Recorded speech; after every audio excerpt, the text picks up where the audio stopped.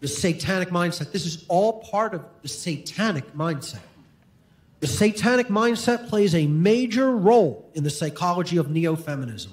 Many neo-feminists openly claim that they identify with the ideology of Satanism. The first tenet of the satanic ideology is the dictum that, quote, self-preservation is the highest law. Put in other words, the survival and comfort of the physical self is always a more important goal than doing what is morally right. Live only for yourself and care only about you and yours. If you must step on others to get what you want, then so be it, for this is a dog-eat-dog world. Ladies and gentlemen, above all else, that's what Satanism is. Above all else, that's what Satanism is. And most people have no idea that not only is that what Satanism is, but that they're in that mindset, that they are living as a Satanist. The ideologies that clearly define the overarching worldview of Satanism is perpetual me thinking, ego gratification, hedonism, and always wanting to be in control of other people. Would you agree that the vast majority of the individuals in our society subscribe to such a satanic worldview? I know I would. You know, I call their worldview mini-me Satanism. You know, you could look at the real dark occultists who know this openly as Dr. Evil, who are sitting on the Iron Throne or desire to sit on the Iron Throne. But the population is mini-me, who are molded to be like them and to want power over other people in the same respect that the real controllers of our planet want and desire power at all times and places. The dominator or doormat syndrome.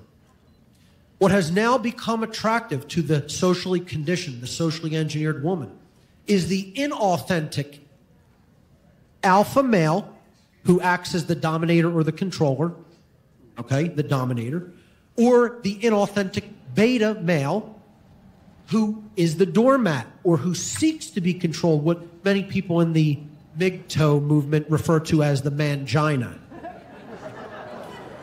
The inauthentic woman now desires the corporate cosmo man, the metrosexual, the androgynous hipster, the inauthentic man of every kind. Men also fall for this programming through TV, movies, mainstream media, magazines, and popular music, and seek to become what the conditioned woman is attracted to, i.e. the dominator or the doormat. Again, playing the game of control, either wanting to be controlled by someone else or wanting to control someone else. The war on testosterone. A biological war on testosterone is being waged on both men and women by the social engineers. Testosterone is a vital hormone for the physiological and psychological health of both men and women. It could be seen as the will hormone or the drive hormone. Low testosterone levels in either gender ultimately destroy vitality and normal human sex drive, and it acts as a means of population control and eugenics when testosterone is destroyed in men and women. If the testosterone level of a male is too low, sex drive is significantly diminished and overall vitality and masculine traits are greatly reduced. In other words, over time, the human male will become feminized with a lack of proper testosterone levels. The influence of testosterone on the human male, growth of facial hair, growth of body hair, supports collagen, sperm production, prostate growth, erectile function, muscle mass, strength, sex drive, positive feelings, aids cognition, aids memory, red blood cell production, bone density maintenance. Just about every form of strength and vitality that can be produced by the human body is supported by the hormone testosterone in a male. Women also require testosterone, although in smaller amounts than men. If lacking in this hormone, women become over-feminized, depressed, weaker in overall strength and vitality, and their sex drive is usually completely destroyed. Symptoms of low testosterone in women: poor tolerance for exercise, dry skin, thinning skin, loss of motivation, loss of muscle tone, loss of bone density, weight gain around the abdomen, depression, anxiety. Common symptoms: anxiety, mood swings, hot flashes, low sex drive, and accumulation of fat. One of the things that keeps testosterone levels normalized is a healthy libido. It's a cycle. One thing drives the other thing. Across the board, modern medical doctors have seen a disturbing trend of testosterone levels plummeting significantly for both genders. This is no accident. Instead of alerting people to this fact and trying to understand why this is happening, modern doctors have been deliberately reducing the levels of testosterone that are considered normal for both genders in medical testing and literature. The war on human sexuality is being waged through the war on testosterone in our society in both males and females. The methods of attack, putting people through absolute rat wheel work environments, stress, food, GMO food, the pesticides in food, the hormones in dairy and meat, alcohol and drug consumption, fluoride in the drinking water, BPA in the plastics, SSRI drugs, what I call the demon drugs, totally destroy testosterone levels, cell phone radiation, cell tower radiation, chemtrails, radionics through things like HAARP, mind control through the television, the mass media, skewing the perceptions of men and women, the feminization of men, destroying sex drive through pornography as well, or manipulating sexual preferences through pornography. The destruction of the familial dynamic is what this is all leading to. The attack upon the natural sexual familial dynamic in society tremendously destabilizes the ability for people to establish firm foundations in relationships, in morality, in health, and in real education. Entire industries thrive on this social disease. The true moral values can be devastated through the destroyed familial dynamic due to the lack of proper parenting that ends up being the result. Children raised with little to no moral values will eventually have a different value system grafted upon them by schooling, by mainstream media and popular entertainment, and their peers, who have often gone through a similar process of moral degradation. Money will eventually become their only value system in their minds. They're trying to breed out righteous anger through this agenda. Conditioned women are being engineered to reject all forms of the emotion of anger when displayed by a male. From a very early age, they are taught the New Age deception that anger is an invalid emotion that human beings, especially men, should not openly display. Of course, this tactic is used to suppress righteous indignation toward the iniquities that are taking place in our world so that the powers that be can go on ruling unchallenged. Lincoln said, thank you. Lincoln said, you can tell the greatness of a man by what makes him angry.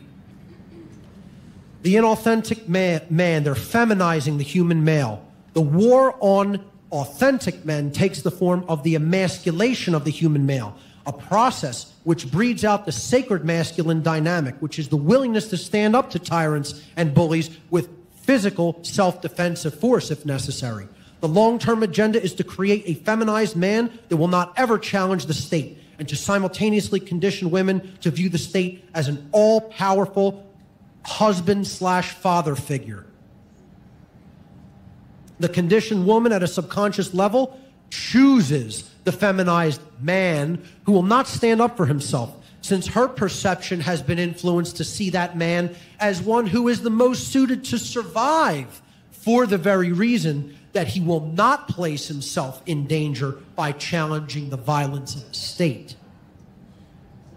The corporate suit and tie guy is mistakenly seen by the conditioned woman as a man of long-term value because he has money, in place of a genuine man that possesses the skill set to thrive in a natural world survival scenario. For example, a man that can survive beyond the corporate or digital world. Most feminized and emasculated men, including most of the corporate suit and tie guys, will most likely be dead on day one in a true survival scenario. I have a couple more slides.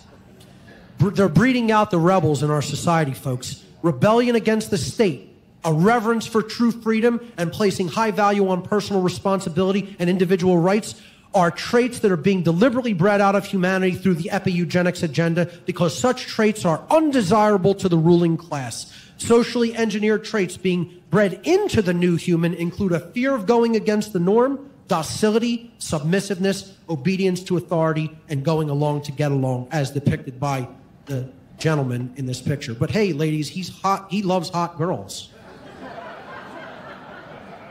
Yeah, that's what a real man looks like right there. You know, when I was looking for images of rebels, you know, that one came up. The 3%ers, they're here, and they're not going anywhere. And we're taking our rights back. We're not asking for them. They were never anybody else's to take. But, you know, the first image I was going to go with here was this one. You know, there's the image of the new masculine man. You know, that's Charlie Brown. You know, he got his football back from Lucy, by the way. You see the football there? Yeah. Yeah, I got a kick out of that meme on Facebook. Last couple slides. Neo-feminism is a mind control-based eugenics program designed to breed compliant slaves. That's what it's ultimately about, folks. It is designed to perpetuate human slavery. It is designed to eliminate rebels, independent thinkers, and spiritually awake human beings. One of the most fundamental aspects of the program is to influence the vast majority of women to be attracted only to men who are the most fitting to perpetuate the system of human slavery. And that's why we've gone from rebels like the American revolutionaries to so-called men like this. No society wants you to become wise. It is against the investment of all societies. If people are wise, they cannot be exploited. If they are intelligent, they cannot be subjugated. They cannot be forced into a mechanical life to live like robots. They will have the fragrance of rebellion all about them. In fact, a wise man is a fire, alive, a flame. He would like rather to die than to be enslaved.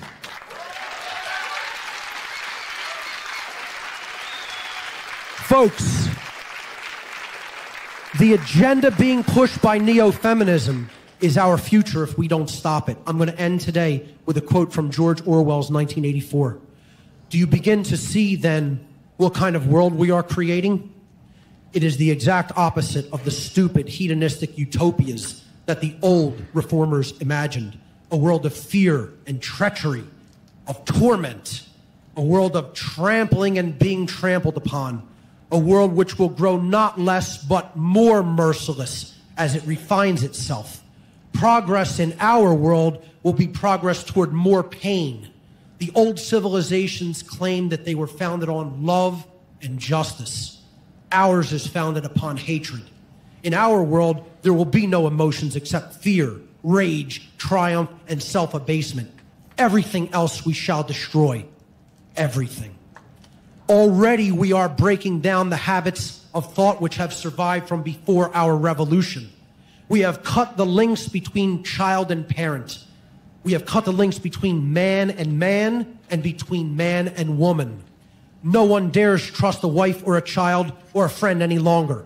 But in the future, there will be no wives and no friends. Children will be taken from their mothers at birth, as one takes eggs from a hen.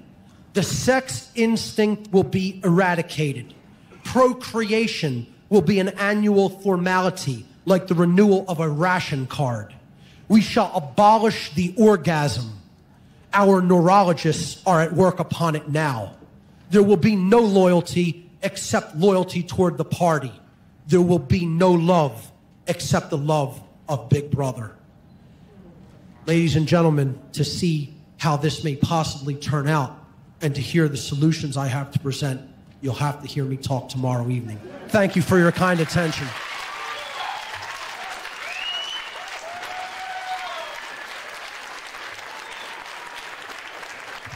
Mark Paacio.